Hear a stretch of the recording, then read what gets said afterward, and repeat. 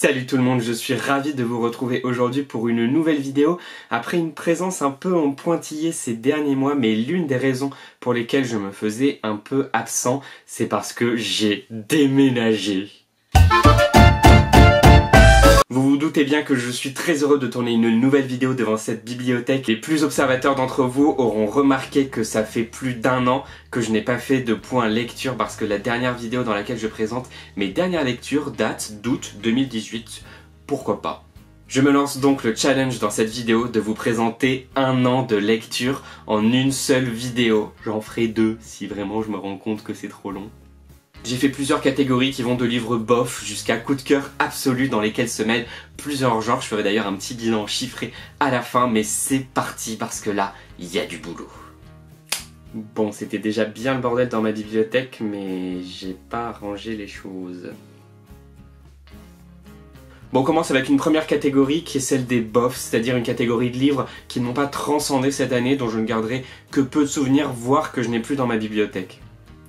Il y a d'abord Good Morning Little Briar Rose de Megumi Morino aux éditions Akata. Ça m'est complètement passé à côté, ça m'a pas déplu, j'ai trouvé ça mignon et émouvant, mais c'était un peu cliché, c'était pas tellement mon genre je pense, et du coup j'ai préféré me déporter sur d'autres mangas, il y en a plein que j'ai adoré, vous allez voir dans la suite de la vidéo. Ensuite il y a le roman Nos vies en 1000 morceaux que nous avons tous lu pour une émission de la bouquinerie jeunesse. Il y en a certains qui l'ont adoré et d'autres pas, vous vous doutez dans quelle catégorie je me situe. C'est émouvant, il y a un moment dans le livre qui est hyper surprenant, que moi j'avais un peu vu venir, mais j'ai pas trouvé ça hyper bien écrit, ça m'a pas trop ému, et peut-être parce que je l'ai lu rapidement, mais j'étais pas du tout transporté par mon histoire. Ensuite il y a deux bandes dessinées que je n'ai pas non plus dans ma bibliothèque, il s'agit des tomes 1 et 2 de La Boîte à musique, une série de BD que, encore une fois, certaines personnes ont adoré, à commencer par Kevin de la chaîne Mr. Kev. Moi j'ai adoré le dessin, je trouve le graphisme sublime, mais je trouve qu'il n'y a aucune histoire, que c'est...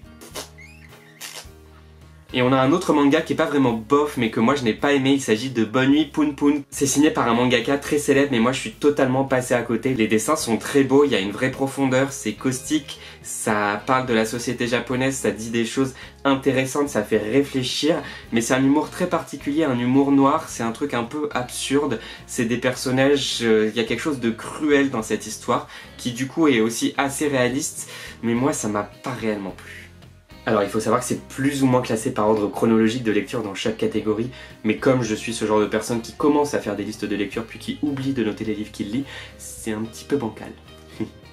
Cette catégorie bof a donné lieu à une catégorie qui est un peu... Il s'agit de livres dont aujourd'hui je ne sais pas réellement quoi penser, du coup... On a d'abord le roman C'est lundi aujourd'hui, un roman signé par une autrice danoise, je crois que j'avais rencontré grâce aux éditions Nil, une autrice adorable. Son livre était assez chouette avec un côté pas absurde mais une espèce de... un côté très Virginia Woolf, un côté très impressionniste avec les journées qui s'enchaînent sans qu'on ne sache vraiment quelle histoire l'autrice veut raconter.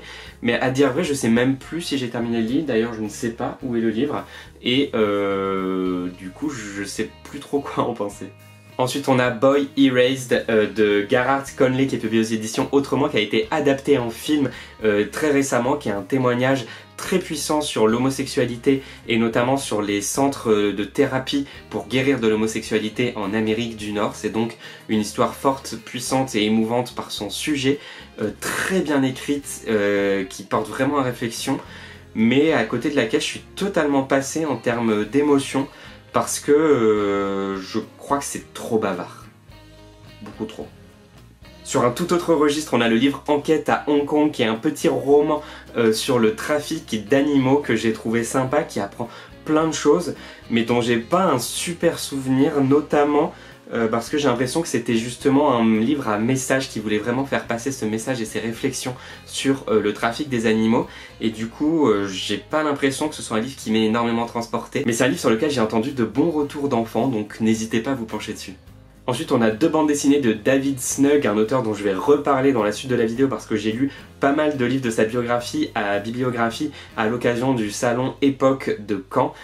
Ces deux bandes dessinées, donc La vie est trop Kurt et Ça c'est mon Jampion, qui sont un peu des chroniques sociales, donc j'aime bien le dessin, Les histoires sont bien racontées, c'est très drôle, encore une fois avec un humour mi-absurde, mi-noir, mi-cruel, mi-caustique. Ça dit vraiment des choses intéressantes sur la société et du coup il y en a qui m'ont vraiment fait rire. Et en même temps c'est un style assez particulier, un peu grinçant, qui, bien qu'il me plaît et me fasse rire, me tient un peu à distance. Du coup j'arrive pas vraiment à savoir si j'aime ou pas. On a également Violette Hurlevent et le Jardin Sauvage qui est un gros succès des éditions Sarbacane, un roman illustré très gros. Alors la première chose c'est que j'en ai lu que la moitié parce que j'avais reçu, j'avais eu la moitié du livre en épreuve et du coup j'ai pas encore lu la suite mais je ne ressens pas non plus un besoin irrépressible de la lire. C'est un peu pour ça que je l'ai mis dans cette catégorie. Ensuite, le roman a beaucoup été vendu comme un mélange entre Alice au Pays des Merveilles et Toby Loveless. Vous savez tout l'amour que je porte à Toby Loveless. Du coup, moi, la comparaison m'a fait un peu avancer à reculons. Et je trouve qu'en effet, que même si le livre a énormément de qualité, il n'est pas du tout à la hauteur de Toby Loveless. Par contre, c'est vrai que c'est un très bon roman, très bien raconté, qui emporte avec un très bel univers, des illustrations vraiment chouettes. D'ailleurs, le livre est construit à partir des illustrations et ce n'est pas un roman illustré. C'est un peu la nuance qui fait que le livre, je pense, c'est aussi riche dans son rapport texte-image. Mais c'est vraiment un bilan mitigé, comme vous pouvez le constater pour moi. On a ensuite la bande dessinée Timo l'Aventurier qui est aux éditions Le Lombard, qui est notamment scénarisée je crois par Jonathan Garnier qui a participé à Bergère Guerrière, à Momo, des BD jeunesse vraiment chouettes et du coup moi j'adore cet auteur. Et celui-ci, bien que le style de dessin soit vraiment chouette, bien que l'aventure soit entraînante, sûrement elle l'est pour des enfants, ça fait penser à des films d'animation, mais j'ai trouvé que c'était gentil quoi. On a ensuite Opération Solex, un petit roman jeunesse assez chouette aux éditions de La Palissade, une petite maison d'édition rochelaise. J'ai déjà parlé de ce livre dans une précédente vidéo, donc je vous link la vidéo en barre d'infos, je vous invite à aller voir mon avis, parce que c'est un roman que j'ai bien aimé, mais auquel je reproche quand même certaines choses. Voilà pourquoi il est là. Mais aussi Mille et une miettes de Thomas Cotto et Madeleine Pereira. Thomas Cotto, c'est un auteur que j'adore, mais j'avoue qu'il ne m'a pas entièrement convaincu avec ce roman. J'ai jamais réussi à savoir exactement pourquoi, j'ai un peu oublié le roman. Du coup, je le mets un peu dans cette catégorie interrogation, parce que c'est un texte important qui parle notamment de migrants, mais c'est un texte qui m'a semblé, il me semble, un peu didactique dans mes souvenirs. Ce qui m'amène à une autre catégorie qui est un petit peu parente de cette catégorie, du coup je les mets à côté. C'est des livres que j'ai trouvé bien, mais que j'ai oubliés. C'est par exemple le cas du roman Qui suis-je de Thomas Cornet aux éditions du Rouergue Jeunesse, qui est un beau texte sur la découverte de soi et sur l'homosexualité que je me rappelle avoir vraiment aimé à sa lecture, mais que j'ai oublié. J'avais même oublié de le présenter dans un précédent bilan lecture. Il me semble que je l'ai lu il y a vraiment plus d'1 an. J'ai quand même voulu le faire figurer dans cette vidéo parce que j'avais oublié dans une précédente et parce que c'était quand même un bon roman, mais ça fait partie de ces livres, vous en avez sans doute, que vous avez lu puis après il vous passe au-dessus de la tête. Est-ce que c'est la qualité du texte? Peut-être pas, parce que moi je me rappelle l'avoir aimé. Est-ce que c'est autre chose? Je ne sais pas.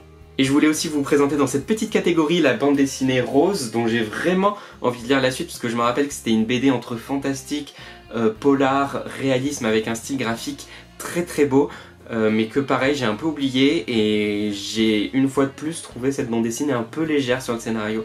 Je m'attendais à quelque chose d'un peu plus dense. Et son vrai point fort c'est le graphisme, donc j'aimerais bien lire la suite, mais peut-être qu'il faudra que je relise ce tome 1 du coup. Et un peu dans la lignée de toutes ces catégories, on a la catégorie minuscule aussi qui est celle des plaisirs coupables. Vous allez vite comprendre, le premier roman que je voulais vous présenter dans celle-ci c'était ma lecture de l'été 2018, c'est vraiment la lecture d'été, c'est ces liens qui nous séparent d'Anne Brachards aux éditions Gallimard Jeunesse. Anne Brachards et moi c'est une grande histoire d'amour, j'ai lu absolument tous ses romans, à commencer par 4 filles et un jean à l'adolescence, et du coup j'étais vraiment heureux de lire celui-ci. Et j'ai pris un immense plaisir à le lire, je l'ai vraiment dévoré et j'étais content de retrouver Anne Brachards, ces histoires d'amour, d'amitié, de famille, d'adolescence, ce côté un peu mélodramatique lié à l'adolescence. Et en même temps, j'ai trouvé que celui-ci était un peu mauvais, un peu, je dirais pas forceur, mais un petit peu justement, il en faisait un peu beaucoup. Et tout est dans ce E. Et ma lecture de l'été 2019, parce que vous vous doutez peut-être que c'est un peu dans la lignée de ces liens qui nous séparent, c'est 5000 km entre nous, un roman de Flammarion Jeunesse dont j'ai beaucoup parlé sur Instagram. Enfin, je vais consacrer une publication, donc je vous invite à aller lire mon avis sur ce roman dans cette publication Instagram. Mais en gros, c'est un roman auquel je reconnais moins de défauts que le roman d'Anne Brachard, parce que je trouve que c'est un roman très chouette, c'est un échange de mails et de SMS entre deux meilleures copines. Il y a beaucoup de clichés, mais il y a aussi beaucoup d'idées cool, et du coup, je l'ai pas énormément aimé littérairement, on va dire, même si c'est un peu un grand mot que j'aime pas énormément utiliser dans mes vidéos, mais j'ai pris beaucoup de plaisir à le lire et je l'ai aussi dévoré sur la plage. Et bien on continue tout simplement avec des livres que j'ai bien aimés et que je recommande encore, à commencer par la BD de Quentin Dupion, Appelez-moi Nathan, qui est une belle BD, toujours très bien dessinée mais bien racontée, qui parle d'ailleurs d'un témoignage sur la transsexualité. Un livre vraiment essentiel. On continue avec Les Aventures de Donovan S, qui est un nouveau roman de la rentrée de janvier des éditions du Nil. C'est un roman qui imagine la destinée d'un boucher de luxe. C'est super intéressant, ça se lit vite, c'est drôle, c'est léger et en même temps intéressant. C'est un chouette premier roman, c'est pas le coup de cœur du siècle, mais j'avais vraiment aimé ma lecture. On continue avec un polar génial, un des seuls polars que j'ai lu en un an, un cozy mystery qui est Rendez-vous avec le crime, d'une autrice également adorable qui s'appelle Julia Chapman. C'est le début d'une série, ça se passe dans le Yorkshire, vous imaginez vraiment le cliché de la campagne anglaise, vous mettez des meurtres là-dedans, vous mettez des personnages avec un mystérieux passé comme tout bon personnage de polar, et ça donne ce polar qui est cool, qui est entraînant et qui est vraiment un plaisir à lire. Kiruna de Maëlys de Kerangal, un texte d'une collection vraiment particulière de la contre-allée. Elle parle ici de la mine de Kiruna qui est en Suède. Elle la décrit, elle l'analyse, c'est très bien écrit, très beau et en même temps très intéressant. C'est un texte assez particulier que à la fois j'ai aimé et à la fois ça reste une espèce d'essai, en tout cas de description. Du coup c'est une lecture qui ne se laisse pas apprivoiser facilement, mais c'est vraiment un très beau texte. Une bande dessinée jeunesse, Le Temps des Mitaines aux éditions Didier Jeunesse. Il y a une suite d'ailleurs que je n'ai pas encore lue, c'est de Loïc Clément et Anne Montel. J'adore les dessins d'Anne Montel, donc c'est un vrai plaisir pour les yeux. Et là c'est un polar pour les enfants, c'est super cool avec plein d'animaux, plein de couleurs, plein de mystères, plein de rebondissements. C'est vraiment à mettre entre les mains de vos enfants. Pour rester dans la jeunesse et les animaux, je poursuis avec Les Droits des Animaux aux éditions Actes Sud Junior, qui est un très chouette documentaire sur les droits des animaux et toutes les problématiques qui sont liées aux animaux dans nos sociétés modernes. Aujourd'hui, je vous recommande absolument ce documentaire. Tout pour devenir une sorcière. Alors je vous parle pas vraiment d'albums dans cette vidéo parce que j'en ai lu énormément en un an, mais je vous parle d'albums un peu hybride comme celui que je viens de vous présenter ou comme ceux que je vais présenter par la suite. Et celui-ci c'est un album un peu entre roman jeunesse, long album, petit manuel, enfin c'est vraiment un très chouette livre féministe aux éditions Talent Haut qui est très bien dessiné par Maureen Poignonnet, c'est hyper mignon, hyper drôle, le texte est aussi hyper chouette, c'est un manifeste vraiment pour celles qui veulent être princesse ou sorcière, en tout cas pour les petites filles qui veulent être qui elles veulent, je n'arrive plus à parler. Alors ensuite on a l'un des derniers romans de Florence Hinkel dont je voulais vous parler, qui est Les Faits et Gestes de la famille Papillon. Le premier tome, c'est paru aux éditions Casterman. C'est un roman vraiment cool, entrecoupé de photographies et du coup l'objet est super chouette parce que c'est un roman parsemé de ces photos. C'est toujours entraînant, bien raconté, et vivant et attachant comme c'est si bien le faire Florence Hinkel. Après j'avoue que j'ai trouvé que le rapport entre le texte et les photos était pas assez bien exploité et que des fois on sentait que les photos étaient prétexte à juste être glissées dans l'histoire et qu'elles n'étaient pas forcément très bien intégrées dans le texte, mais c'est un peu parce que je chipote. Et pour finir avec 4 bandes dessinées, on a d'abord 2 BD de David Snug, un auteur dont j'ai parlé plus tôt si vous vous rappelez bien. C'est des BD de chroniques de la pop et de la variété. Dans chaque BD, il parle d'à peu près 50 albums musicaux et il critique ces albums, l'artiste, leur carrière, la place de cet album dans leur carrière, etc. Mais avec énormément d'humour, quelque chose d'hyper absurde. C'est d'ailleurs bourré de fautes d'orthographe et c'est fait exprès. Du coup, c'est hyper drôle et ça apprend des choses alors que l'auteur raconte plein de conneries, utilise des gros mots d'ailleurs. Et les 2 autres bandes dessinées, on a donc d'abord La fille dans l'écran, qui est une histoire d'amitié racontée par 2 dessinatrices. Chaque dessinatrice a une page et du coup on suit leurs histoires en parallèle, la façon dont bien sûr elles vont se rencontrer. C'est une BD pleine de surprises, une BD pleine de peps avec des styles graphiques auxquels je n'aurais pas forcément accroché au début mais qui l'un avec l'autre rendent super bien en fait, et elles ont très bien géré cette alternance entre leurs deux styles, le mélange entre leurs deux styles, les couleurs, le travail sur les personnages. C'est trop cool. Et enfin, après tous ces livres un peu graphiques et féministes, on finit bien entendu avec Cher Corps de Léa Bordier, que je ne crois pas avoir terminé d'ailleurs. Je suis en train de regarder, en fait je l'ai pas terminé, d'accord, super Nathan, merci beaucoup. C'est donc une adaptation en bande dessinée de la série de vidéos Cher Corps de Léa Bordier, qui sont des témoignages de femmes dans lesquelles elles parlent de leur rapport avec leur corps. Ces vidéos sont super, je vous recommande d'aller les voir si vous ne connaissiez pas déjà, mais où viviez-vous donc? Et la bande dessinée est chouette, en plus c'est dessiné par différentes dessinatrices qui ont toutes des styles vraiment cool, colorés, dynamiques et qui vous en mettent plein les yeux.